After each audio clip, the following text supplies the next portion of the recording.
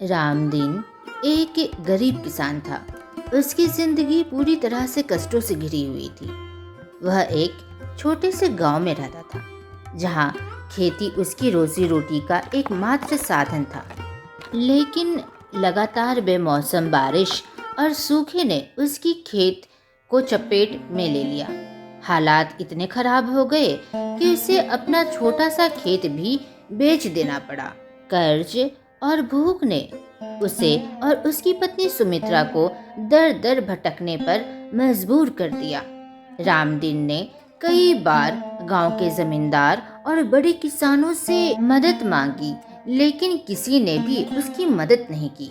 आखिरकार जब सब दरवाजे बंद हो गए तो उसने अपनी पत्नी से कहा, सुमित्रा, तुमको तो सारी चीजें पता है कि किस तरह से हम लोग कष्ट में जी रहे हैं। लगता है अब हमें यह गांव छोड़ना ही पड़ेगा। उसने और उसकी पत्नी ने गांव छोड़ने का फैसला किया। ठंड का मौसम था और रात बेहद सर्द थी। रामदीन और सुमित्रा ने शहर जाने की योजना बनाई, जहां उन्हें उम्मीद थी कि कोई छोटा मोटा काम मिल जाएगा। लेकिन उनके पास ना रहने की जगह थी, ना ढंग के कपड़े और ना ही पेट भरने का खाना। शहर का रास्ता लंबा था। पैदल चलते चलते दोनों का शरीर थक चुका था। ठंडी हवाएं मानो उनकी हड्डियों को चीर रही थी। रास्ते में रामदीन ने सुमित्रा से कहा, अरे भगवान, देखो, शहर पहुंचने में अभी 2 दिन और लगेंगे, लेकिन मेरे पास ना तो ताकत बची है और ना ही कुछ खाने का मैं इंतजाम कर पाऊंगा। क्या हम एक रात यहीं किसी कोने में गुजार लें क्या? सुमित्रा ने सहमति से सिर हिलाया। उन्होंने सड़क के किनारे एक पेड़ के नीचे रात बिताने का फैसला किया। वहां ना कोई चादर थी और ना कोई कंबल। रामदीन ने अपनी पत्नी को अपना फटा हुआ शॉल दे दिया और खुद जमीन पर लेट गया। उसकी आंखों में आंसू थे। रात धीरे धीरे बीत रही थी। ठंड इतनी बढ़ गई थी कि रामदीन का शरीर सुन्न हो गया था। उसकी पत्नी भी ठंड से कांप रही थी। रामदीन ने आसमान की ओर देखा और बुदबुदाया, हे भगवान, क्या गरीबी ही हमारी किस्मत है? क्या इस ठंड भरी रात में हमारे लिए कोई राहत नहीं है क्या? रात के तीसरे पहर जब रामदीन की आंखें बंद हो रही थी, तभी उसने पास में किसी के चिल्लाने की आवाज सुनी। उसने उठकर देखा तो एक बुजुर्ग महिला हाथ में एक गठरी लिए सड़क पर धीरे धीरे चल रही थी। महिला के चेहरे पर गजब की शांति थी। रामदीन ने साहस जुटाकर पूछा, माई, आप इतनी ठंड में यहाँ क्या कर रही हैं? महिला ने मुस्कुराते हुए जवाब दिया, बेटा, मैं यात्रियों की मदद करती हूँ। क्या तुम भूखे और ठंड से परेशान हो? रामदीन ने सिर झुका लिया और कहा, हम गरीब लोग हैं माई, खाना भी कई दिनों से नहीं खाया। ठंड से बचने के लिए हमारे पास कुछ नहीं है माई। महिला ने अपनी गठरी से एक छोटा सा पोटली निकाला और रामदीन को दिया। उसने कहा, यह लो बेटा, यह एक जादुई चाय मसाला है। इसे पानी में उबाल कर पी लो। यह ना ही केवल तुम्हें ठंड से बचाएगा, बल्कि तुम्हारी जीवन की मुश्किलें भी आसान कर देगा। याद रखना, इसका इस्तेमाल ईमानदारी से करना और जरूरतमंद लोगों के लिए करना। रामदीन और सुमित्रा को यह सुनकर आश्चर्य हुआ। रामदीन ने कहा, लेकिन माई, हमारे पास तो पानी उबालने के लिए बर्तन भी नहीं है।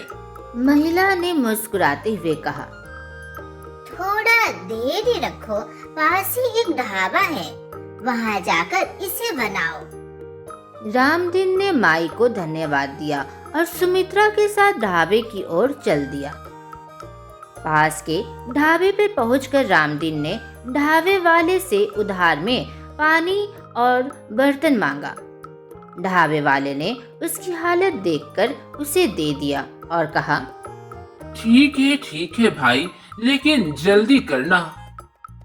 रामदीन ने पानी में मसाला डालकर चाय बनाई। जब उन्होंने चाय पी तो उनका शरीर तुरंत गर्म हो गया। ठंड मानो गायब हो गई। सुमित्रा की आंखों में राहत के आंसू थे, लेकिन असली जादू तब हुआ जब उन्होंने देखा कि चाय की पोटली खत्म होने की बजाय और भर गई। रामदीन ने सोचा कि यह मसाला मामूली नहीं बल्कि यह जादुई मसाला है। ढाबे वाले ने चाय की खुशबू महसूस की और पूछा, अरे भाई, यह क्या है? इसकी महक तो गजब है। क्या तुम मुझे एक कप चाय बनाकर दे सकते हो? रामदीन ने उसे चाय बनाकर दी। चाय पीते ही ढाबे वाले ने कहा, भाई, ऐसी चाय तो मैंने जिंदगी में कभी नहीं पी। अगर तुम्हारे पास और मसाला है तो मैं इसे खरीदने के लिए तैयार हूँ। रामदीन को यह सुनकर खुशी हुई। उसने थोड़े से मसाले के बदले कुछ पैसे लिए और ढाबे वाले को चाय मसाले का राज नहीं बताया। रामदीन ने शहर पहुंचने के बाद अपने जादुई चाय मसाले का सही उपयोग करने की सोची। उसने सड़क किनारे एक छोटी सी जगह किराए पर ली और चाय बेचने लगा। उसकी चाय की खुशबू और स्वाद ने लोगों को आकर्षित करना शुरू कर दिया। लोग दूर दूर से उसकी चाय पीने लगे। धीरे धीरे रामदीन का चाय का ढाबा बढ़ने लगा।